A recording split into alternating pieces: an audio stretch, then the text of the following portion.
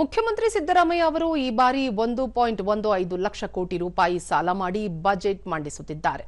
ಸಿದ್ದರಾಮಯ್ಯ ಎಂದರೆ ಸಾಲದ ರಾಮಯ್ಯ ಆಗುತ್ತಿದ್ದಾರೆ ಎಂದು ವಿಧಾನಸಭೆಯ ವಿರೋಧ ಪಕ್ಷದ ನಾಯಕ ಆರ್ ಅಶೋಕ ಹೇಳಿದ್ದಾರೆ.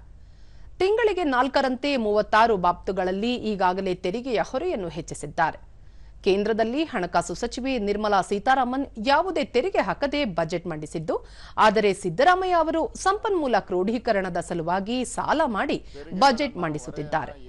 ಸಿದ್ದರಾಮಯ್ಯ ಅಧಿಕಾರದಿಂದ ನಿರ್ಗಮಿಸುವ ವೇಳೆಗೆ ಸಾಲ ಪ್ರಮಾಣ 8 ಲಕ್ಷ ಕೋಟಿಗಳಾಗುವ ಅಂದಾಜಿದೆ. ರಾಜ್ಯದ ಆರ್ಥಿಕ ಶಿಸ್ತು ತೊಂದರೆಗೆ ಸಿಲುಕಲಿದೆ ಎಂದು ಹೇಳಿದರು. ಇಲ್ಲದೇ ಇರುವ ಆದಾಯವನ್ನು ತೋರಿಸಿ ಆರ್ಥಿಕ ಶಿಸ್ತನ್ನು ಬಿಂಬಿಸಿಕೊಳ್ಳುತ್ತಿದ್ದಾರೆ.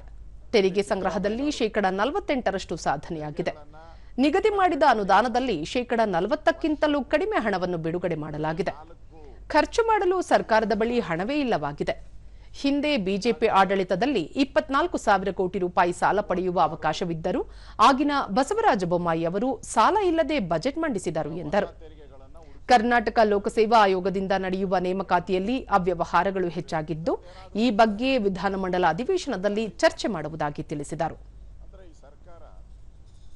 ಜನರಿಗೆ ಏನು ಭರವಸೆ ಕೊಟ್ಟಿತ್ತು, ಚುನಾವಣೆಗೆ ಮುಂಚೆ ಹೇಳಿದ್ರು, ನಾವು ಯಾವುದೇ ಜನಗಳ ಮೇಲೆ ಹೊರೆ ಹಾಕದೆ ಗ್ಯಾರಂಟಿಗಳನ್ನು ನಾವು ತರ್ತೀರಿ ಅಂತ ಅವರ ಭಾಷಣದಲ್ಲೇ ಹೇಳಿದ್ರು. ಆದರೆ ತೆರಿಗೆಗಳ ಭಾರದಿಂದ ಸಿದ್ದರಾಮಯ್ಯ ಒಬ್ಬರೇ ನನಗನ್ಸ್ತತೆ ಅವರ ಅವಧಿ ಮುಗಿಯೋದ್ರೊಳಗಡೆ 6 ಲಕ್ಷ ಕೋಟಿ ಸಾಲ ಮಾಡ್ತಾರೆ. ಇಲ್ಲದೇ ಇರೋವಂಥ ಆದಾಯವನ್ನು ಸೃಷ್ಟಿ ಮಾಡಿ ನಮ್ಮದು ಆರ್ಥಿಕ ಶಿಸ್ತನ್ನು ಕಾಪಾಡಿದಿರಿ ಅಂತ ತೋರಿಸೋವಂಥ ಕೆಲಸವನ್ನು ಈ ಬಾರಿನೂ ಮಾಡ್ತಾರೆ.